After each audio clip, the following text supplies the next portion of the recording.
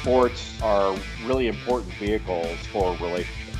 We have purpose. We have a why. We bring people together. We connect. I feel like God is our greatest supporter and our greatest coach. It's Rabbi Ariana Sherman and Rabbi on the Sidelines, where we speak about the intersection of sports and faith.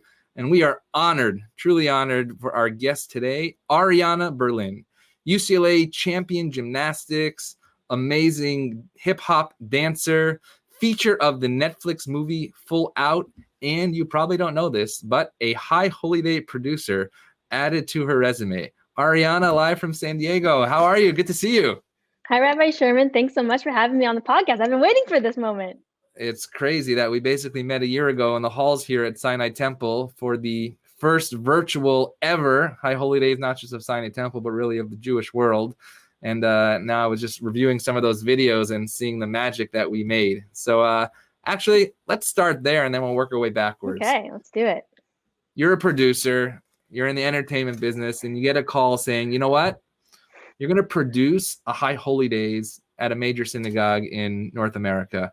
What was that when you got that call, and how did you even begin to think about bringing the Jewish message out to the world? I was so excited. I mean, Sinai is down the street from my husband, where my husband grew up. So it was all kind of meant to be. And to be able to use kind of my expertise to apply to something that is part of my being was so great. And on top of that, to be a part of this Jewish community in LA that I never really had. You know, I went to UCLA. I've been in LA for a very long time. And I never really had a Jewish community there. My husband's Jewish, his family's Jewish, obviously, but it was just, I felt immediately accepted into the family and community. And I loved singing and producing all the High Holiday elements. And I just brought back so many memories of my childhood and being a part of that community in San Diego. So it was just an incredible experience. So we won't ask you to sing L'Ador Vador right now, but I do want to show, for those of you who missed the High Holy Days last year, part of Ariana and her team at Gracie Visions Productions, what they did last year. So let's just take a look at a quick little highlight of the High Holy Days 2020. Here we go. Yeah. On the second day of Rosh Hashanah in Los Angeles at Sinai, where we have seen so much this year, we are all grateful that we are still holding hands, even if virtually, that we are still together, that we are still singing, that we have been granted another year to improve ourselves and heal the world. So that was just little part of long nights of studying our services as well. And I just know by the reaction, not just of people here at Sinai Temple, but actually around the world, the special nature of what you guys were able to do for us and for the Jewish world as well. So it was incredible. I've kept friends with Ruth Pilot and you, and it was just such I talked to her just last week. It was just such an incredible experience. So I appreciate the opportunity. That's actually amazing, because what we do here is not just produce, but we in fact create, and that's create relationships and sacred relationships. That's amazing. Now, you're not just a producer, but like you said, actually you went to San Diego Jewish Academy, and your history as a Jew is important to you as your identity, specifically your grandparents, who I believe are Holocaust survivors. So what piece of that identity really has kept you through your journey as well? Yes, both of my grandparents on my dad's side were from Poland, and they were in the Holocaust. And I just remember them sharing their stories, and, when we were really young, and it just totally resonated with us. And, gymnastics is tough. It's a tough sport. Any sport, anything you apply your heart and soul and time and energy to is not easy. But, being able to see how my grandparents persevered and fought for their lives and got through that, it's like, well, I'm just doing sports. I don't know if I consciously knew that, that being within me and part of my family and that perseverance got me through my gymnastics, but I definitely, now having these conversations with you, realize that was probably part of my drive and my determination. It was so awesome. Also, last year we had a Zoom call with some of our members, and if you remember, we sort of found a long-lost relative here, also Sharon Gitman, who showed us your bat mitzvah that your grandfather sent her. So this family it's a small world, but it's only a small world if you put yourself into it. and even smaller world, the family friend that took that bat mitzvah photo of me when she held up the invitation, said, "Look, I even have your invitation." She's now watching my child, my daughter. So it's all in the family. So Wow. Wow. yeah, it's a really small world. So let's go to your childhood, because you really were known before a producer really as a gymnast. And first of all, how did you take to that sport as opposed to soccer, basketball, etc.? What was the beginning origins of your love of gymnastics? I think I just had so much energy, and my parents were like, "What the heck are we going to do with this kid to tire her out?" And I just loved flipping around. I was a daredevil. I had no fear. And I think that's the sport that you kind of do when you don't have any fear. And I immediately just loved it. And, I was always the driving force to keep going, keep going, keep going. You hear of children and their parents are more of the driving force. And my parents always said, "Look, if you don't want to do it anymore, we don't need to invest our time, energy, and money, for you." And I was like, "Nope, this is me. I want this." And I knew from a very young age, I had role models like Dominique Moceanu and, Kim Zemeskel, Dominique Dawes. And I knew that I wanted to be the best. And so from a very young age, I think I did soccer once. I think I scored a goal for the opposite team. So we knew that wasn't in the cards. And that was really the only other sport I remember ever really trying as a kid. And I was a one woman, just always loved it. So then what about the top, right? Most children sit in this chair right here and I say, "What do you want to be when you get older?" And they say either a dancer or in the NBA. But you knew that you could do it. How did you know that you had that talent to, in fact, aim towards the Olympics at first? I think, I always excelled at a young age. So I was always like a really young, competing at the higher levels. And I just kind of moved up very quickly. And it got to a point where I was in 4th grade. I'm living in San Diego. And it was like, okay, we need to make a change because there's no gym really locally that can get you to that next level. And that's where, when my mom started commuting, driving me from San Diego, Orange County, 5-6 days a week to train. Wow. Okay, I'm in 4th grade. I'm getting out at lunchtime every day to pursue something. Everyone's making sacrifices, not only myself but my family. So this means something. I'm trying to get to somewhere, and it was always the top for me, which was the Olympics, and then obviously competing in college. Those were the goals. So we say that we plan right, and God laughs, right? And you plan for the Olympics, but of course, almost tragedy happened. That you were in a terrible car accident and you ended up hospitalized for a month, and with your mother as well. And basically, the doctor says gymnastics is out of the cards. What is that moment like? And then how do you redirect to continue to aim for the maybe different goals? Totally. I always say life has a bunch of twists and turns, ups and downs, but it's how you choose to deal with those challenges that really defines you. And I don't think it really hit me. I don't think I really believed it when it was happening. Even when I was in the accident, I'm in the intensive care. I'm in the hospital. I have literally casts on both of my legs, all the way from my thigh to my shins, on my wrists, chest tubes, the whole 9 yards. And I'm still like, well, I'm going to be a gymnast again. It didn't even cross my mind that this was over. And it wasn't until I went to a follow-up doctor's appointment, maybe a year down the line, where the doctor said, "I don't think gymnastics is in the cards for you." But even hearing that, that was a really tough moment, because that you're hearing that from a professional in their field. Someone who is a professional in their field is saying you can't do it. So you would think, I'm going to believe that person.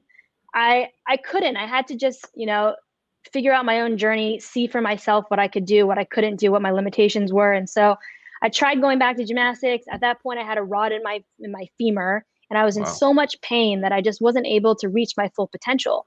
And at that point, it was like, okay, next. And I always loved dance. And so I always had this passion for dance. And so I kind of redirected my passion for something that I could do to my full potential and reach, whatever goals I had in mind for that. And weirdly enough, came back around. I ended through dance, being the head coach of UCLA gymnastics at SeaWorld, dancing hip hop and breakdancing in her show. Asked her to walk onto the team. She said sure, gave me an opportunity, and ended up being an All-American and a national champion at UCLA. So life is crazy. So let's take a look at some of that competition. I believe this was UCLA versus Georgia, as you are on the balance beam.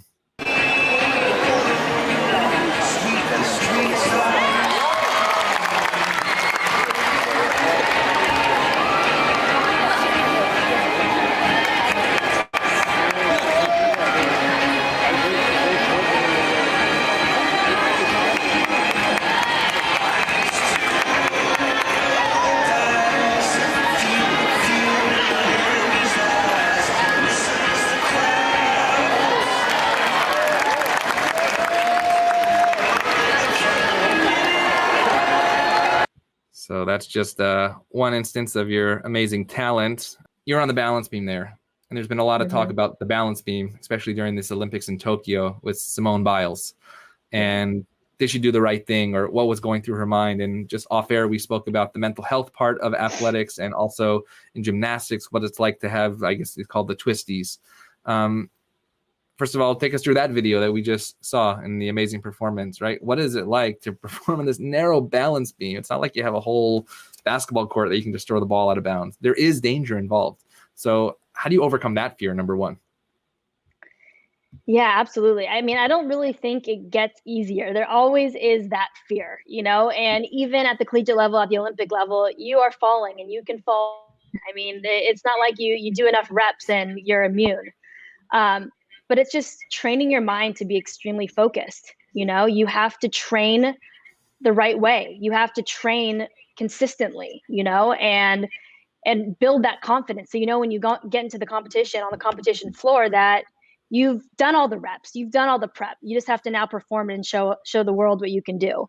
It's actually really funny that you chose that video, because if you look in the back, you'll see a bunch of women wearing the same shirt, and they are my breakdancing crew.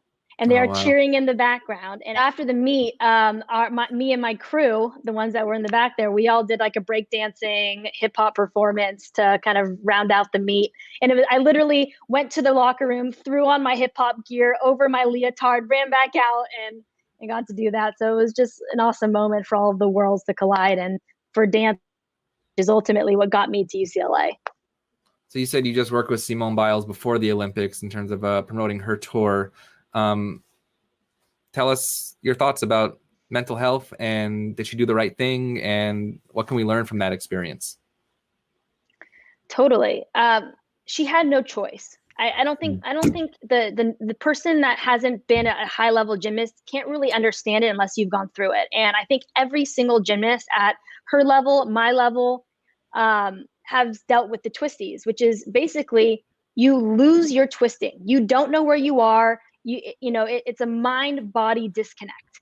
Wow. You're running full speed ahead towards, end of a floor exercise mat, not knowing what the heck is going to happen if you jump in that air.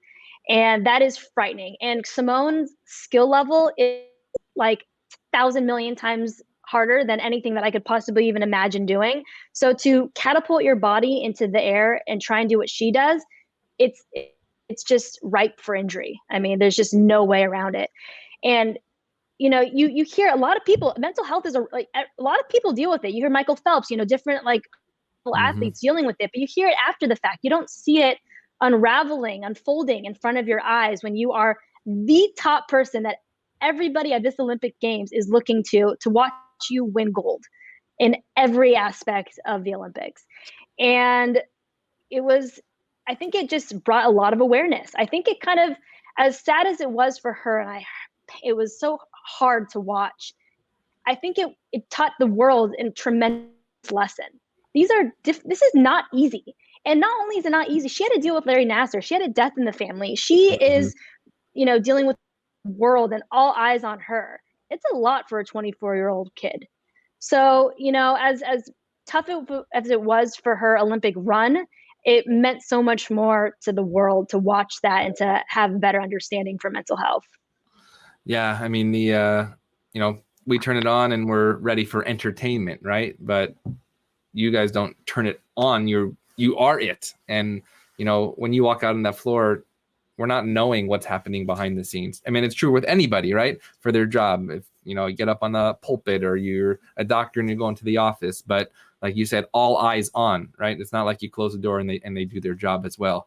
And I think thankfully, and actually here at Sinai Temple under the leadership of Rai Guzik, we in fact just opened our Sinai Temple Mental Health Center during that week that happened. And it really brought to our attention that every single individual, whether it's you or somebody that is affected by mental health, and God willing, as a sacred community, we can actually support those endeavors as well.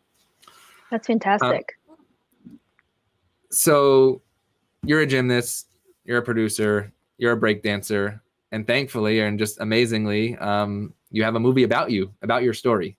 So here's a quick little intro from the producer and how he met you, and then we'll talk about what that experience was like as well. An Olympic caliber gymnast who had aspirations of going to the Olympics and then got into this big car accident which prevented her from pursuing a gymnastics career. She switched gears and made a comeback in hip-hop dancing, became a professional hip-hop dancer, and then went back and pursued kind of her second dream, which was going to UCLA gymnastics and winning an NCAA championship. So when I heard this story, I said, this has to be made into a movie. It's a great story of grit and determination and the human spirit. I've met a lot of people in my life that live their lives fully on a day-to-day basis. No one lives their life in more living color than Ariana. Over the course of the last 2.5 years, I put together the financing, I put together the crew and the cast and everything, and we're about to make this great movie. So what happens when you get that call? You said, you know what, your life story is pretty amazing, but Netflix is going to be all over that. What was that like? So I'm in the industry, and I was in the industry as talent, trying to be a dancer in that world. So I know when things are promised and delivered. I know when you're going to an audition and you're making it to the end and then you're cut. So, when he called me, I was like, yeah, right. You want to make a movie about my life? Sure. We'll see if that actually happens. Mm-hmm. And so I didn't have my hopes up right away. And I think that was probably a smart thing. But, every 6 months, year or so, he would call me and he would say, okay, we're moving forward. We're working on the script. And then it was like 3 years later, he calls me and he's like, okay, we're shooting in October. We're having auditions. It's happening. Do you want to be a part of it? We can fly you out. You can be in Toronto where we have as much or as little input as you want in it. And obviously I was all over it. I was able to be a part of the script writing and help make things more accurate and more real. And, I worked really closely with Golia, who is the lead actress who played me, and we're still really close friends to this day. And, it was like, I would probably say it like that, not like this, or I would, it was just really a cool experience, surreal, because they're saying Ariana on set, and it's not me, it's the woman that's playing me. I film like what?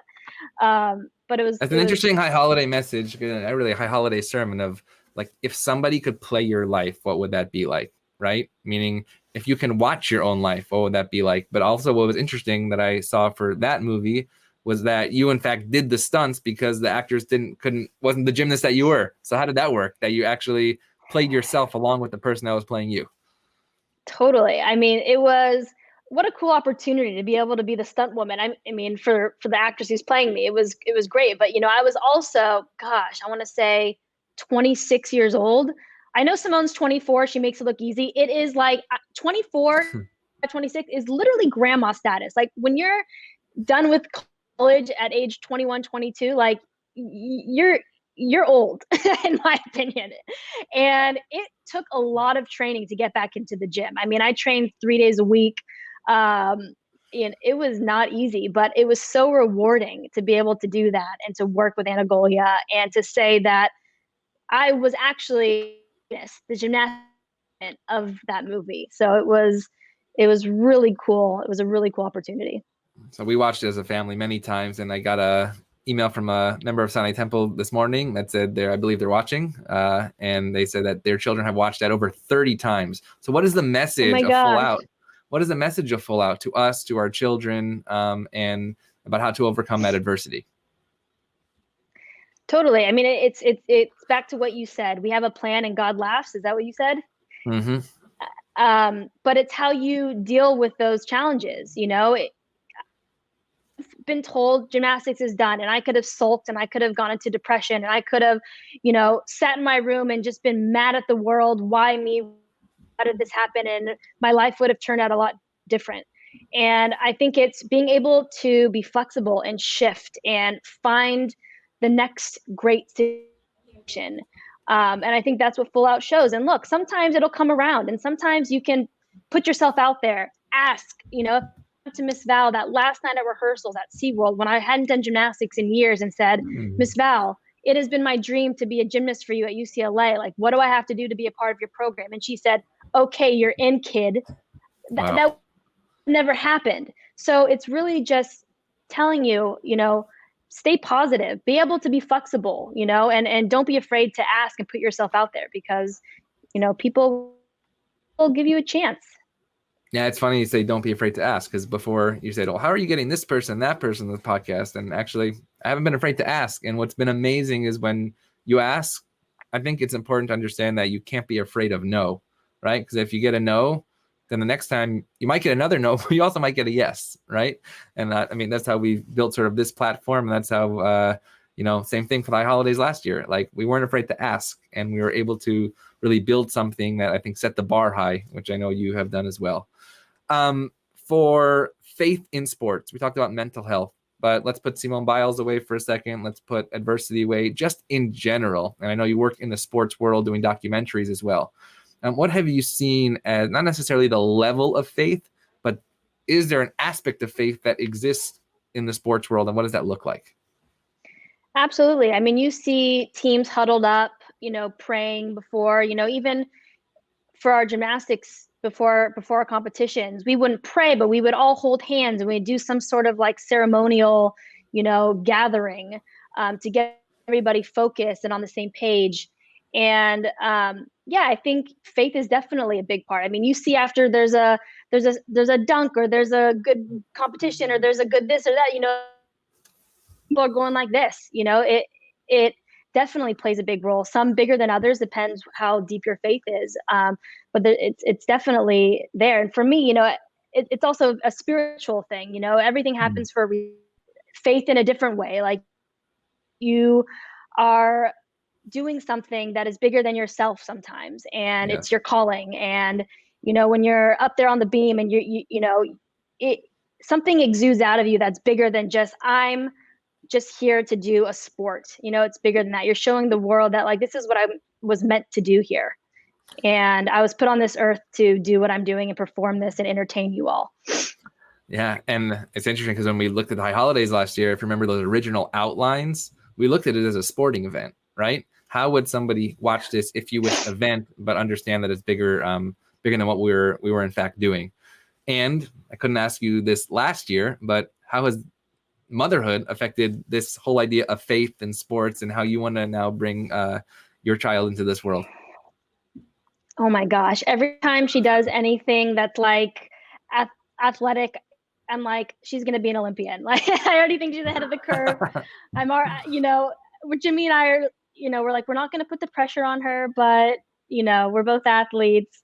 No, I mean, it's so rewarding. And I think, being married to my husband, and he's Jewish, I'm Jewish, I think it's important to us to have a Jewish household, and, we'll introduce it to her in the way that we feel most comfortable. And, hopefully that it's meaning, I think I told you this before. I grew up in a Jewish household. Obviously, I went to High Holidays, and that was kind of the extent. And then I went off to school. I didn't really go to High Holidays. I didn't really have a Jewish community, like I was saying.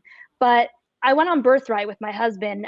He wasn't my boyfriend then. UCLA football player, by the way, just also in the athletic world. Go Bruins, a kicker. Yes.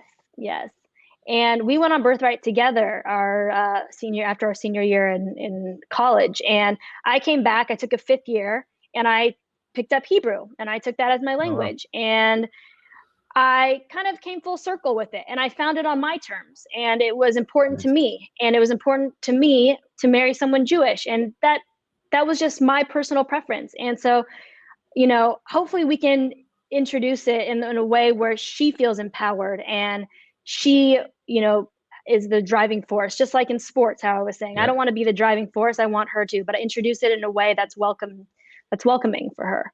Actually, I would say as a rabbi, but actually as a parent now of 3, our children, the parents, both rabbis, our children have probably taught us more than anything that we have learned in rabbinical school in terms of how to teach ourselves about our own tradition as well. So we have a couple of questions, one from Stacy Carton, who I believe is in Baltimore. He actually used to cover sports for the Baltimore Jewish Times. Was the physical therapy in the film accurately depicted? If yes, you were incredible. So I actually got back into gymnastics. Wait, she got me into dance. So the aspect of like her getting me into dance, no.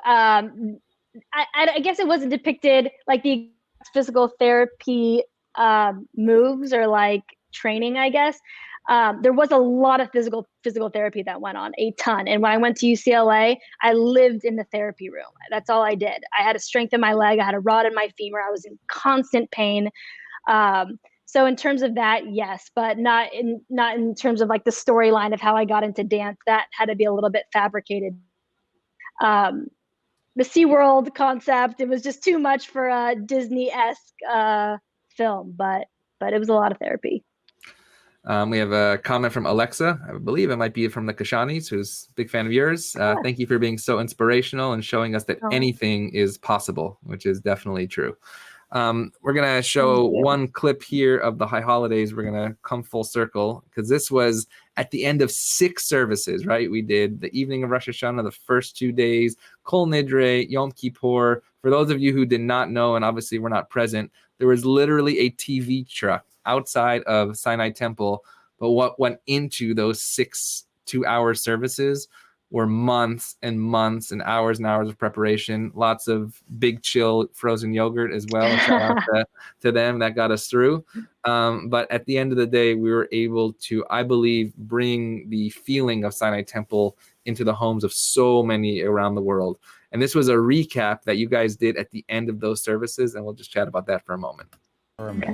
And I think that it went better than I could possibly have imagined. Rosh Hashanah was revolutionary. Rosh Hashanah was an unbelievable experience. I was a little skeptical going into recording High Holiday services, but now there's really been a wonderful silver lining of being able to collaborate with many colleagues and friends and cantors from all across the country and all across the world. To see our faces, your faces on the screen, singing together, praying together, with your prayer book in hand, lighting candles, together with your families, it meant that you were together with our family. That's been really special. Some of you said my expectations were that we wouldn't be able to connect, and to hear from you and say that even though you had a screen in between you and the spiritual experience, the screen lifted and you were able to engage almost just as much as you would as if you were in person. That was exciting and fulfilling as a rabbi to hear. Wow, we were so much younger back then. Now that you look at that video a year later, and that was at the culmination of the whole thing, what did you get out of it? And what do you actually, based on that, what do you see as the role of, and we didn't talk about this, what would you see as the role of media and the role of production, if you wish, in religion going forward after going through that experience? You know, it's interesting because when we were brought onto this, I think as the cantor I mentioned, he was a little skeptical, and this is what we do, you know? So we're like, we do the biggest sporting events in the world. We got this. This we have covered. But I think the interesting part about it was we needed to make that connection, you know, with the audience, where you don't need to do that. You don't need to make the audience of a football game, a basketball game involved in it. They're just watching it for pure entertainment. But this is an emotional aspect that we needed to grasp. And figuring out how to do that was so interesting. And being able to pre-record and interview and do sing-alongs and really show on screen the entire Sinai community really come together and then see it unfold before your eyes is what really captured the essence of a digital, you know, High Holiday where everyone felt connected. And I can see why, but that took a lot. I mean, it's a lot to figure that aspect out because that is not what we do in sports. So to see that and to hear from you, the outpouring of people just saying how they felt connected, how they thought they would only watch it for a couple minutes and then ended up watching the whole thing. And me personally getting emails and phone calls from people that I had worked with just saying how great it was. I mean, it was revolutionary. It was so cool to be a part of that. And knowing that we can connect with people in that way digitally, I think it would be an incredible thing to do to accompany with the High Holidays once we are fully back, because then you can, you know, really reach to people all around the world. And I know, I mean, it's not a cheap thing, but if you can really figure out in some way to make people around the world feel connected to Sinai or connected to, the Jewish religion in some capacity, I mean, it would be incredible. So we learned a lot. Yes, well, so did we, and we are grateful for your talents, both on and off the mat. And we're excited that obviously we got to see you walking around the neighborhood with your little one, and we hope that when you're here soon, perhaps we can actually do this conversation in person, and you can really, really meet those faces and families who we are here at Sinai Temple. We are so thrilled to welcome back Rabbi on the Sidelines Season 2, and we're always glad to have Ariana Berlin, really a member of the Sinai Temple family. We look forward to seeing you soon, and just thank you so much for your time, for your energy, and all that you do.